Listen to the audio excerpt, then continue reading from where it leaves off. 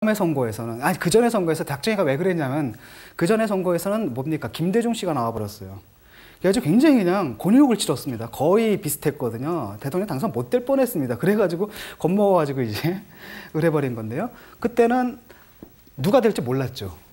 거의 비슷비슷했거든요. 그래서 둘이 당선될 확률이 같다라고 가정할 경우에는 경우의 수가 몇 가지입니까? 두 가지죠. 그럼 2면은 몇 승이 돼야 돼요? 1승이죠. 이게 1비트예요. 1비트 정보를 걷는 겁니다. 그 다음에 가장 재밌었던 게 87년 선거예요.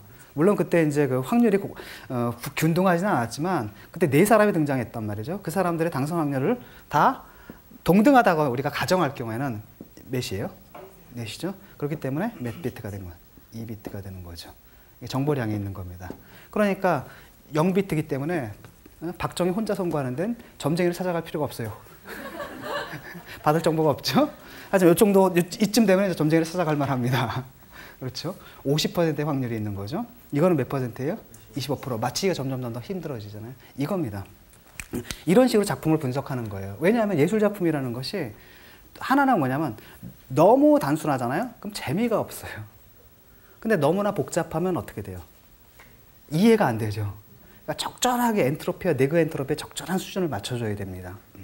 그래서 이제 그 디오 같은 경우에도 한번 예를 들어가지고 그 흑인 학생이 하나가 있었는데 그 흑인 소년인데 그걸 디오를 보고 너무 실망한 나머지 이제 동영상을 올렸어요. 이거 너무 영화가 이상하다. 그랬더니 한국 네티즌들이 들어가가지고 막 뭐 껌둥이가 어쩌고저쩌고 막 욕을 했는데 얘가 디오가 왜 문제가 있는지 설명해 주겠다 그러더라고요. 2탄에서. 그래서 제가 그걸 또 찾아봤죠. 그랬더니 걔가 뭐라고 얘기냐면 300이라는 영화랑 이제 비교를 해요.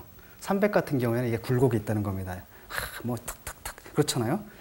페르시아가 쳐들어왔는데 군대를 이끌고 나가야 되는데 신탁이 나가지 못하게 막아요. 그래서 안 되는 줄 알았더니 300명만 갖고 참가합니다.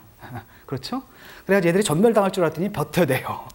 뭐 이런 식의 왔다 갔다 하니까 사람들이 기대감을 갖고 보는데 그가 이제 그 다음에 디오는 어떤가 얘기를 하잖아요. 첫 번째 장면 사라가 도망간다. 두 번째 장면 사라가 도망간다. 세 번째 장면 사라가 도망간다. 네 번째 사라가 도망간다. 다섯 번째 사라가 도망간다. 마지막에 사라가 죽는다. 쉽게 말하면 정보가 창출이 안 된다는 겁니다. 그건 간단하다는 거죠. 이제 그런 문제예요. 그러니까 여러분들도 보게 되면 이게 또 주관적인 부분이 있어요. 아이들은 단순한 걸 좋아해요. 복잡하면 이해를 못합니다. 그래서 아마도 현대음악이나 현대회화 같은 게 힘든 게 바로 그 문제예요. 고전음악을 한번 생각해 보세요. 고전음악은 화성이 있죠. 그러니까 예컨대 C면은 그 한 마디가 C면은 도, 미, 솔 중에 음이 떨어질 확률이 커요. 그러니까 예상이 돼요. 근데 현대음악은 뭐냐면은 균등 확률로 갑니다. 그러니까 도 다음에 뭐가 올지 아무도 몰라요. 이러니까 정신이 그러니까 훈련된 사람들은 그걸 듣고 쾌감을 느낄 수 있지만 훈련되지 않은 일반 대중들이 들을 때는 그게 안 됩니다. 그게. 정신이 없게 되는 거죠. 바로 이런 식으로 분석을 하는 겁니다. 예술 작품들을. 예. 다음으로 한번 넘어가 보죠. 바로 그게 질서와 무질서도입니다. 한편으로 보세요. 저거는 버넷 뉴먼의 작품이죠. 너무 질서도가 잡혀 있죠. 하나의 사건이 하나 있다면 뭐예요? 선 하나만 딱 있습니다. 아주 단순하게 보여지죠. 아주 상당히 극단적인 예입니다. 또 하나는 이쪽이에요. 잭슨 폴록의 그림입니다. 이거는 거의 막 마구마구 뿌려대가지고 우연이고 카오스죠. 여기에도 물론 질서 같은 게 있긴 있지만 그렇게 많지가 않습니다. 예술 작품이 두 극단 중에 어느, 그러니까 엔트로피와 네그 엔트로피, 요걸 어떻게 조절하느냐의 문제라고 할 수가 있습니다. 이렇게 이제 예술 작품을 분석했죠. 원래 이제 이런 사고 방식을 제일 먼저 제출한 사람은 버코프라는 사람입니다. 1910 몇 년도인데 이 사람은 이제 버코프의 공식을 뭐라고 썼냐면은 M, 이거 미적 척도입니다. 아름다움이라는 것은 뭡니까? 이게 뒤집혔네요. C분의 5가 아니라 C분의 5가 돼야 되는데 5분의 C가 됐네요. 복잡성 분의 질서도다라는 겁니다. 그래서 이걸 갖다가 이제 아름다움의 정도를 이 사람이 측정을 했는데 보시면 아시겠지만은 정사각형이 가장 많은 점수를 얻었습니다. 그건 왜 그러냐면은 다른 것들 복잡하면 복잡할수록 뭐가 돼요? 점수가 좀 떨어집니다. 그건 이제 사실은 이건 이 사람은 그걸 갖다가 미적인 척도를 재는 공식이라고 제시했지만 사실 이건 미학적 척도라기보다는 질서도에 불과합니다. 아까도 말씀드렸듯이 사실 우리가 어떤 걸 아름답게 느끼는 건 어떤 거냐면 적당히 복잡하면서도 그 안에 질서가 딱 있어야 돼요. 예를 들어서 보세요.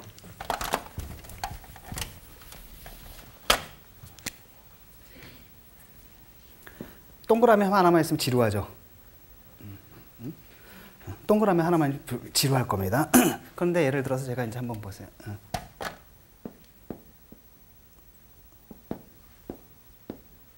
꽃이 있어요.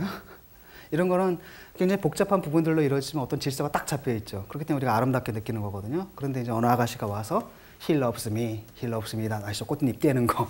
그럼 나중에 어떻게 돼요? 다 이렇게 되죠? 이때는 질서가 있어요? 없어요? 없죠. 이런 문제입니다. 근데 이제 버크업 공식 같은 경우에는 너무 질서도만 얘기를 한 것 같아요. 복잡성, 왜냐하면 사람이 또 쾌감, 미적 쾌감을 느끼기 위해서는 어느 정도 복잡성이 있어야 되는데, 그래서 이 사람은 사실 미적인 공식이라고 얘기했지만 이건 질서도의 공식에 불과하다고 할 수 있습니다. 그럼에도 불구하고 적어도 아름다움이라는 수로를 뭘로 번역하려고 그러는 거예요? 숫자로 번역하려고 했다는 이런 점에서 이제 의미가 있죠. 자, 드디어 이제 최초의 그 컴퓨터 그래픽 그 아티스트들이 나옵니다. 이 게오르그 네스라는 사람의 작품이에요. 보시면 아시겠지만은 저 위로 갈수록 질서가 높고 아래로 갈수록 어떻게 돼요? 케이오틱해지죠. 점점 혼돈스러워지죠. 여기는 거꾸로고요. 아래에서부터 위로 올수록 점점 케이오틱해지는데 막스 벤제의 영향을 받아가지고 몇몇 독일의 이제 사실은 작가들이 아닙니다. 원래 엔지니어들이에요. 이 엔지니어들이 자기들이 작업을 하다가 보니까 이걸로 예술을 할 수 있겠다라는 생각이 들었던 겁니다. 그래서 막스 벤제의 영향을 받아가지고 작품을 만들어내는데 크게 우리가 컴퓨터 그래픽의 3N이라고 얘기를 합니다. 3N이라고 하는 이유는 뭐냐면은 게오르그 네스처럼 이름이 N으로 시작되기 때문이에요. 그래서 그 첫 번째 사람이 이제 게오르그 네스인데 보시면 아시겠지만 좀 전에 우리가 그 미적 척도 얘기를 했죠. 쉽게 말하면 질서와 무질서의 뭐랄까 그 사이에 아주 적절한 균형들을 맞춰가지고 이 도형을 딱 보게 되면 우리가 여기 좀 뭔가 미학적이다라는 느낌을 받으실 겁니다. 이런 식으로 사실은 우연과 필연을 조합하는 거예요. 우연과 필연을 조합하는 것이고 예를 들어서 이제 작품을 만든다면 이런 거죠.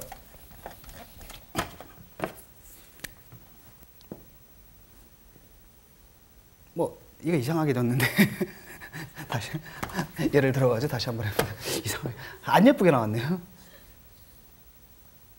이런 그림이 있다고 한번 해보죠. 컴퓨터로 이런 그래픽을 생성하려면 어떻게 해야 되느냐 이런 문제입니다. 그래서 명령을 어떻게 내리느냐 이런 거죠. 그러니까 우리는 손으로 그리면 되잖아요. 그런데 이걸 갖다 컴퓨터로 그릴 때는 이걸 명령을 어떻게 줄지를 고민해야 돼요. 왜냐하면 프로그래밍을 짜야 되기 때문에 그 논리를 분석을 해야 됩니다. 그래서 제가 수업할 때마다 학생들한테 먼저 하고 그냥 문제를 내줍니다. 이걸 어떻게 하느냐. 여기 보면 꼭지점들이 있잖아요. 개수가 있을 겁니다. 그걸 일단 점으로 산포를 시켜요. 특정한 레스터라 그래요. 특정한 공간 안에다 점을 산포시킵니다. 그 다음에 그걸 갖다 한 번에 이어라 점들 사이를. 그러면 여러 가지 점을 잇는 여러 가지 방식이 있잖아요. 그걸 갖다 늘어놓는 겁니다. 쭉 늘어나요. 그러면 몇십 개가 딱 나오거든요. 이렇게 나옵니다. 그래서 그걸 이제 작품이라고 얘기를 하는 거죠. 근데 그런 방식은 뭐냐면은 사실은 이건 굉장히 혼돈스러워요. 그런데 이 혼돈이 레스터로 딱 질서가 잡혀 있잖아요. 레스터로 딱 질서가 잡혀 있기 때문에 그나마 이제 우리가 이제 미학적으로 보게 되는 거죠. 그다음에 이거는 랜덤하게 돌아가는 겁니다. 컴퓨터는 여러분들도 아마 그 홈페이지에다 블로그에다 음악 틀어놓으면 어떻게 돼요? 랜덤 설정해 놓으면 이거저거 막 나오죠. 그런 방식으로 랜덤하게 하는 건데 랜덤은 혼돈이잖아요. 그러니까 그 혼돈을 레스터의 배열을 통해서 이런 그림을 딱 일정한 뭐랄까 배열로 딱 늘어놓음으로써 이제 작품을 만드는 거고요. 그 다음 작품이 이제 이건데 여기 보면 이제 아래는 질서가 잡히고 위로 살짝 올라가면 갈수록 이렇게 그 케이오틱해지도록 프로그램을 짰습니다. 자. 재밌는 거는 이런 그림을 그릴 때 이 사람은 자를 사용하지도 않았고 붓을 사용하지도 않았고 펜을 사용하지도 않았고 이 그림을 그릴 때 사용한 것은 바로 옆에 있는 겁니다. 잘 안 보이지만 스무줄이에요. 프로그래밍이에요. 근데 저 프로그래밍은 뭐로 되어 있느냐? 프로그램은 보시면 알파벳과 숫자, 넘버가 있습니다. 그걸 갖다 우리가 알파 뉴머릭 코드라 그래요. 디지털 이미지는 요즘은 다 아날로그가 됐습니다. 왜냐하면 터치패드에다 아날로그를 그리면 지가 알아서 다 변환해가지고 여기다 띄워주고 출력까지 다 해주잖아요. 근데 옛날에는 안 그랬습니다. 일일이 다 프로그래밍 해야 됐거든요. 그래서 이미지 밑에 뭐가 깔려 있습니까? 깔려 있는 게 바로 텍스트다라는 겁니다. 그래서 여러분 아마 매트릭스 영화 보셨을 거예요. 사람들이 다 세 개로 보잖아요. 근데 알고 보니까 그게 뭐예요? 문자열이죠. 이게 이제 기본적인 겁니다. 디지털 문화의 아주 기본적인 속성은 모든 이미지 밑에 이미지가 직접 손으로 그린 게 아니라 뭐예요? 사실은 문자 숫자의 열에 불과하다는 것이죠. 그 다음 한번 넘어가 보죠. 비슷하죠, 이게. 네스라는 사람하고 이게 이제 네스라는 사람이 작품한 겁니다. 왼쪽 게. 그 다음에 오른쪽 거는 하르퉁이라는 현대 화가의 작가예요. 작품입니다. 그래서 이 사람은 이제 소위 앵포르멜이라는 계열에 속하는 작가거든요. 독일 사람인데 굉장히 비슷하죠. 그러니까 이쪽에 그 네스가 컴퓨터로 생성해낸 것은 이른바 미카도라는 거예요. 일본에 그 미카도 게임이라는 게 있대요. 저는 잘 모르는데 있다 그러더라고요. 그걸 이제 흉내내가지고 이렇게 만든 거고, 근데 그게 우연하게도 하르퉁이라는 사람의 작품하고 너무 비슷한 거예요. 그러니까 컴퓨터로도 뭘 할 수가 있습니까? 현대 화가들의 작품과 비슷한 작품을 만들 수가 있다는 걸 보여주는 거죠. 그 전에 조금 돌아가 보죠. 다시 돌아가서. 근데 물어봤습니다, 사람들이. 그럼 너 당신 하르퉁 작품 흉내내가지고 이걸 만든 거냐? 그랬더니 아니라 그러더라고요. 몰랐다 그러더라고요. 하고 나서 작품을 하고 나니까, 만들고 컴퓨터로 생성하고 나니까 나중에 우연히 이제 이게 발견됐다라고 하는 겁니다. 그것은 무엇을 말하냐면은, 네이스 같은 사람이 이걸 하기 위해서 예술의 논리를 막 생각하는 거 아니에요. 그래서 프로그래밍을 했잖아요. 그런데 인간 예술가도 비슷한 그림을 그렸거든요. 그러면 약간 컴퓨터 프로그래밍을 했을 때 그 프로그램 있잖아요. 컴퓨터 입력한 그 프로그램과 굉장히 비슷한 사건이 하르퉁이라는 사람의 뇌 속에서 벌어졌다는 거예요. 비슷하다라는 거죠. 그러니까 예술적인 창조, 이 창조적 사유를 사실은 뭐예요? 프로그램이나 수학적 언어로 번역할 수 있는 가능성을 오히려 여기서 볼 수 있지 않느냐. 이렇게 이제 이 사람은 주장합니다. 그 다음 넘어가 보죠. 프리더 나케라는 사람의 작품이에요. 자, 이건 컴퓨터가 창작한 작품입니다. 이걸 어떻게 만들까? 논리를 한번 찾아보세요. 여기 보면 이제 선이 어떻게 움직이는지를 잘 보세요. 선이 움직이는 거 보면 수평과 수직이죠. 그 다음에 또 어떻게 움직입니까? 약 60도로. 그러니까 60도나 또는 120도, 120도나 180도죠. 이렇게. 그러니까 예를 들어가지고 수평과 수직과 대충 요 정도 기울기죠. 요 정도 기울기로 이렇게 됐다는 겁니다. 그러니까 한 점이 몇 가지 방향으로 나갈 수 있는 거예요. 하나, 둘, 셋, 넷, 다섯, 여섯 가지 방향으로 이렇게 나가는 거죠. 그러니까 60도, 30도 그렇게. 그래서 네가 알아서 움직이라는 겁니다. 랜덤하게 움직이라는 거예요. 근데 문제는 뭐냐? 그 결과는 제법 괜찮아 보여야 돼요. 너무 혼돈스러운 게 아니라 그 안에 어느 정도의 질서가 딱 잡혀 있어야 된다는 거죠. 그래서 아까랑 차원이 다른 겁니다. 네스 같은 경우에는 사실은 다 랜덤했잖아요. 근데 그걸 갖다가 레스터 배열로 이렇게 했는데 이건 하나의 그림 안에서 뭐가 되는 겁니까? 우연하면서도 그 안에 뭔가 질서가 있다는 느낌을 주거든요. 그래서 이 사람 나케는 이 작품을 딱 만든 다음에 뭐라 그랬냐면 나는 우연에 재갈을 물렸다 이렇게 얘기를 아주 굉장히 든든하게 자신만만하게 이렇게 얘기를 했습니다. 나케는 어때요? 이거는 이제 컴퓨터가 생성한 작품이고요. 오른쪽 거는 바로 파울 클레의 작품인데 굉장히 비슷하죠. 실제로 저 작품의 제목이 오마주와 파울 클레예요. 파울 클레에게 보내는 오마주다라는 거죠.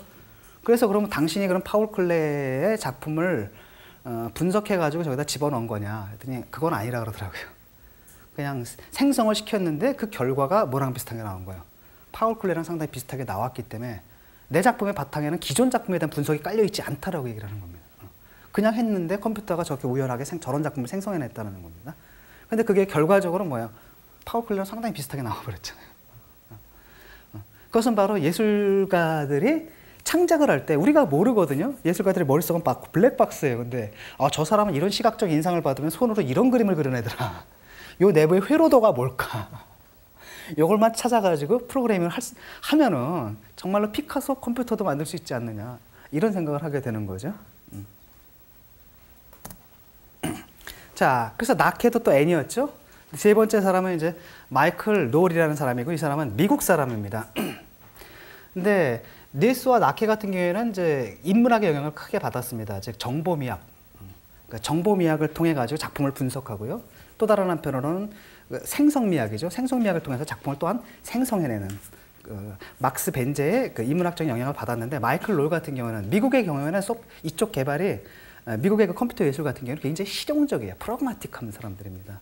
그러니까 독일 사람들이 상당히 이론적이고 막 이러면은 미국 사람들은 굉장히 프로그마틱한 사람들이거든요. 그렇기 때문에 미국에서 컴퓨터 그래픽은 막스 벤제의 영향, 이걸 이론의 영향을 통해 가지고 생성된 게 아니라 우연히 실수로 생긴 겁니다. 그러니까 어느 날 프로그램을 짰답니다. 짜가지고 컴퓨터에 넣었거든요. 그랬는데 버그가 난 거예요. 그래서 출력이 나왔는데 막 이상한 무늬가 찍힌 거예요. 그래서 자기들끼리 농담한 겁니다.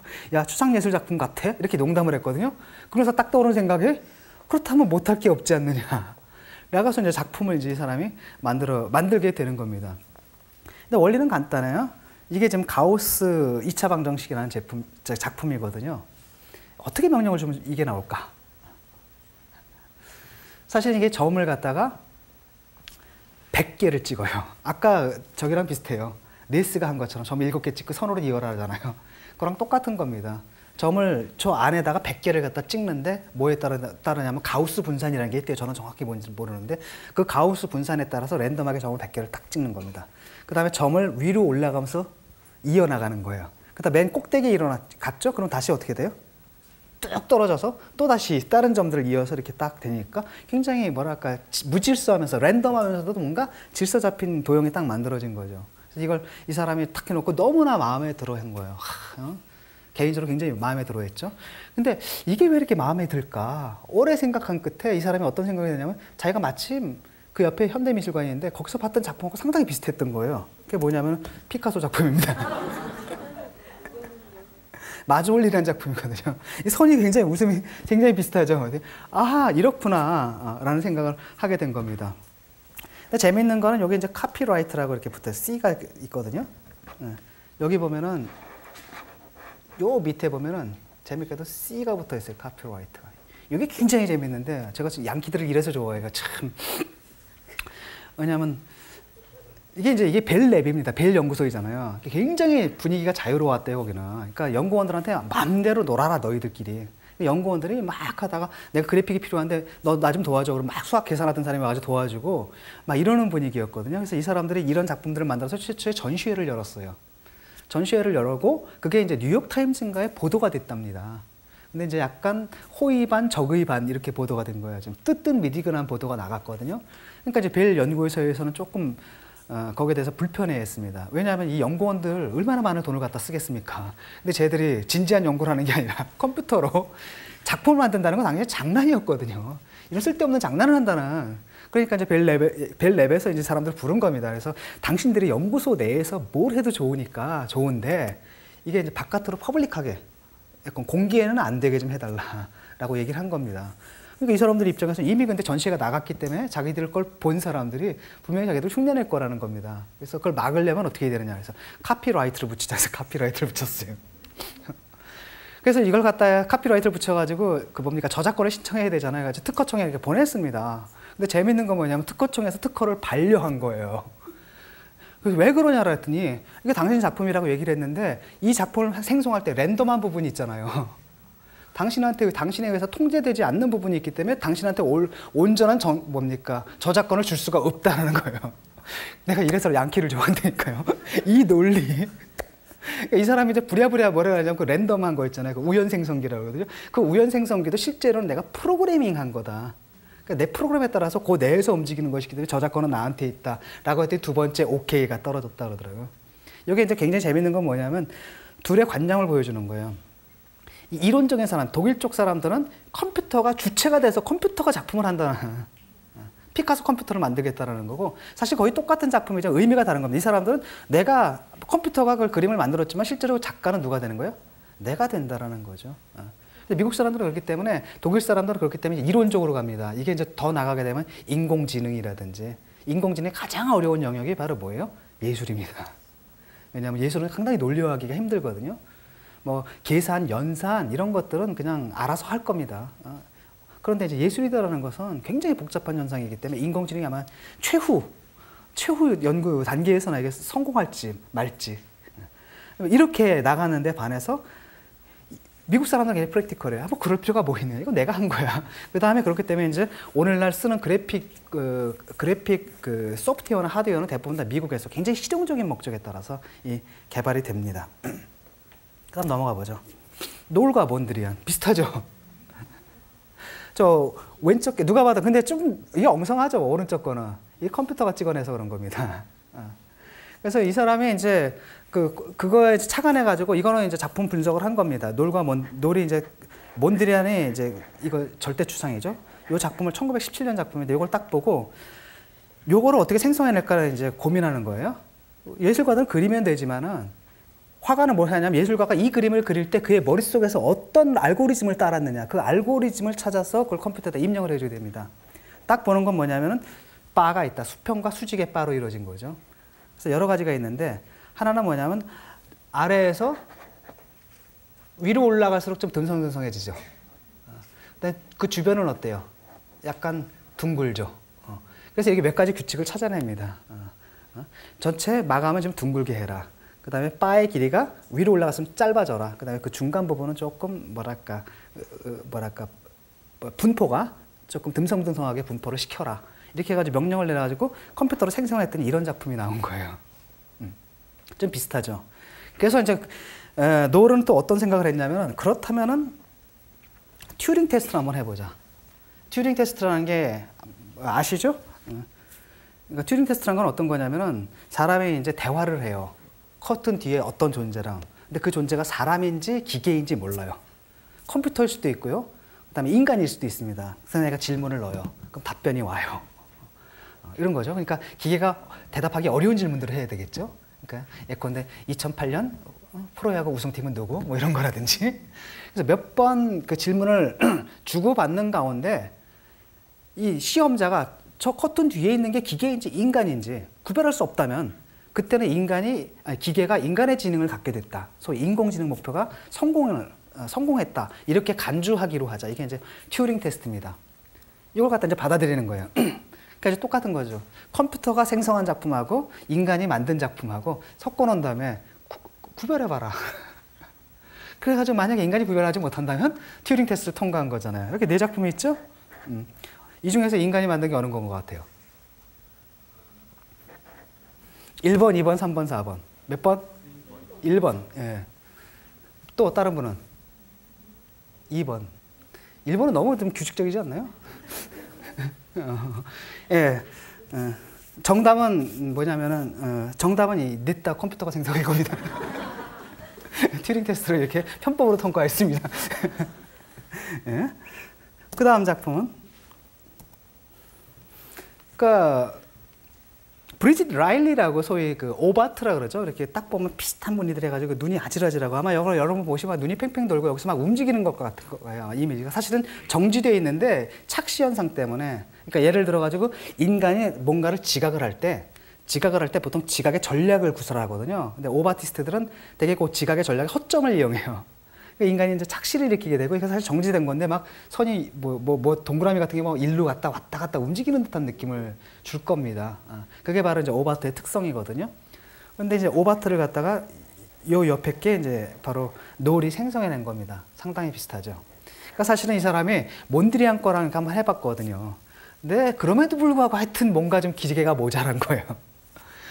딱 보면 기계가 만든 건 뭔가 그래도 아직도 차갑고 냉정하고 뭔가 좀 부족하다는 느낌이 든 거예요. 그래서 그것 말고 다른 유파 있죠. 대표적인 가장 기계적으로 작품을 만드는 유파가 바로 오바트 계열의 작가들이거든요. 그래서 라일리의 작품을 딱 갖다 놓고 비슷한 걸 생성해낸 겁니다. 근데 정확하게 말하면은 사람들한테 그걸 보여줬는데 이때는 비겼습니다. 어떤 사람들은 이게 더 마음에 든다는 사람들도 있었고 어떤 사람들은 저게 더 마음에 든다라는 사람들도 있었고 하지만은 보통 예술 작품들을 만드는 건 이렇게 기계적이지 않거든요.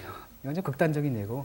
그래서 컴퓨터가 사실은 예술가를 따라간다는 건 굉장히 어려운 작업이라고 할 수가 있습니다. 바로 이 세 사람, 게오르그 네이스하고 프리다 나케하고 마이클 돌, 이 사람을 컴퓨터 그래픽의 3N이라고 부릅니다. 그럼 좀 더 나가볼까요? 자, 이제 마코프 체인에 대해서 한번 설명드리겠습니다. 호이겐스라는 사람이 있고 마르코프라는 사람이 있습니다. 호이겐스는 당시로서는 뉴턴만큼 유명한 사람이었어요. 이 호이겐스에 따르면은 확률은 누적되지 않는다라는 겁니다. 보통 확률론이 그렇죠. 이제 고등학교 때 제가 이제 보통 그 보충 수업 있잖아요. 보충 수업을 선생님들이 출석을 보려는 확률이 한 3번에 한 번 정도 보르거든요. 33%예요. 그러니까 한 번 빠집니다. 근데 3번을 빠지게 되면은 한 번은 걸리게 돼 있잖아요. 근데 이게 그럼에도 불구하고 계속 빠지게 되는 이유는 뭐냐면 내일이 되잖아요. 확률은 누적이 되지 않아서 오늘도 3분의 1이에요. 가능성은. 안 걸릴 확률이 더 많은 거예요. 3분의 2잖아요. 그래서 빠지다 보면 이게 누적돼가지고 결국은 이제 얻어맞는. 이게 이제 확률론입니다. 주사위를 던진다 해도 이게 앞에 사건하고 뒤에 사건하고 이렇게 안 떨어지거든요. 누적이 안 되죠. 그러니까 주사위를 던졌는데 앞에 계속 1만 대 계속 나왔다고 네 번째 던졌을 때 1이 나올 확률이 줄어드는 건 절대로 아니다라는 겁니다. 그런데 이제 우주의 모든 사건들이 다 그런 확률로만 이루어졌느냐? 그렇진 않다는 겁니다. 어떤 대상들은 앞에 사건의 발생에 의해서 확률이 이렇게 규정이 되거든요. 그래서 속박 확률이거든요. 그 속박 확률의 개념을 제일 먼저 제시한 사람이 바로 마르코프라는 사람입니다. 여기 사진에 보이는 이 사람인데요, 러시아처럼. 근데 이 사람이 또 재밌는 건 뭐냐면 문학 작품을 수학적으로 분석하는 시도를 했어요. 수학적으로 분석하는 시도였습니다. 이게 바로 이제 예프게니 오네긴이죠. 푸시킨의 이제 예프게니 오네긴이라는 텍스트인데 여기 옆에 보시면은 매트릭스가 보일 겁니다. 이 사람이 어떻게 했냐면 예프게니 오네긴의 첫 구절 있죠. 2만 자를 땄어요. 2만 자를 땄는데 그 중에서 이제 그 러시아에는 뭐 мях기즈낙 또는 뜨비오르드지낙 그래서 뭐랄까 발음 기호가 있거든요. 약간 진짜 알파벳은 아니고 그걸 빼버린 그냥 음가가 있는 알파벳. 그거를 갖다가 10개씩 매트릭스를 만든 겁니다. 그 다음에 어떻게 했냐면 모음 다음에 자음이 나올 확률 얼마. 자음 다음에 모음이 나올 확률 얼마. 이걸 다 옆에다 썼죠. 써가지고 계산을 다 한 겁니다.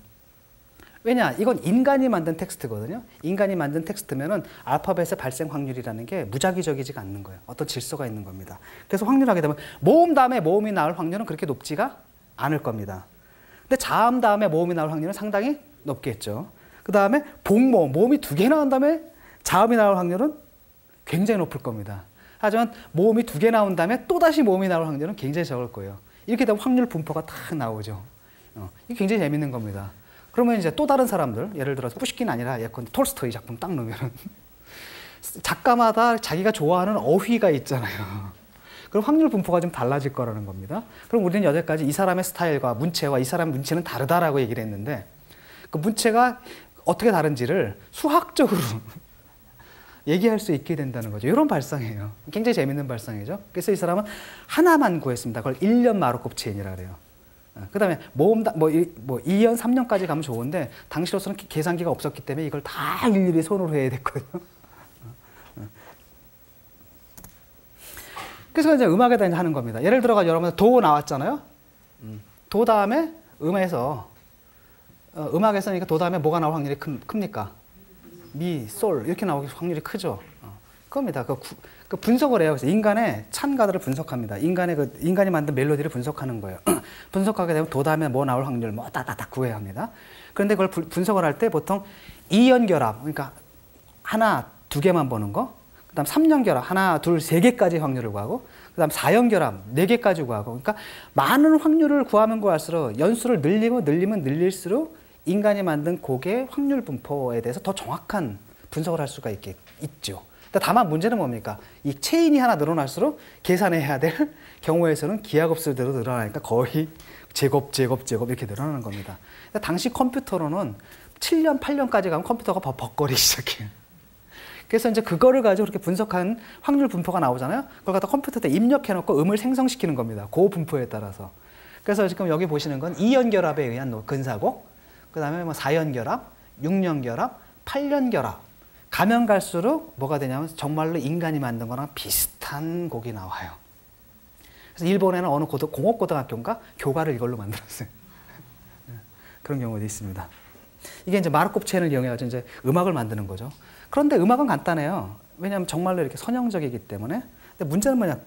그래서 이제 그 힐러 같은 사람이 생성음악을 만들어냅니다. 그래서 저런 식의 작곡법을 이용해가지고 일리악 조곡이라는 걸 만들고요. 지금 여기 이 사람이 힐러고요. 그 뒤에 보이는 사람이 그 유명한 존 케이지예요. 아시죠? 4분 33초. 아시죠? 제가 연주할 줄 아는 유일한 피아노 곡입니다. 그거 만든 사람이고, 그러니까 굉장히 관심이 많았던 것 같아요. 그래서 같이 이제 생성음악입니다. 컴퓨터로 음악을 만들었습니다. 근데 컴퓨터로 음악을 만드는 건 굉장히 일찍 시작됐습니다. 50년대부터 시작돼요. 왜냐하면 음은 선형적이기 때문에. 사실 컴퓨터도 선형적이거든요. 어떤 면에서는. 인터넷은 비선형적이지만 컴퓨터 자신은 아시죠? 여러분들도 왜 플로우 차트 아시잖아요. 쭉 내려가다 yes, no 물어서 놓으면 다시 루프 돌리고 뭐 이런 거 있잖아요. 그러니까 이제 음악은 컴퓨터로 생성하기가 상당히 좋은 겁니다. 근데 이제 그래픽은 좀 다르. 그다음 인류학 조곡이 바로 이겁니다. 그래서 만든 게. 자, 근데 이제 도형은 다르다라는 거예요. 도형은 이게 공간적으로 지각을 하거든요. 그러니까 확률을 구할 때, 그러니까 예컨대 하나의 도형이 있다라고 하면 그 도형은 앞뒤만, 음악에서는 앞뒤만 보면 되잖아요. 근데 이건 위, 아래도 봐야 된단 말이죠.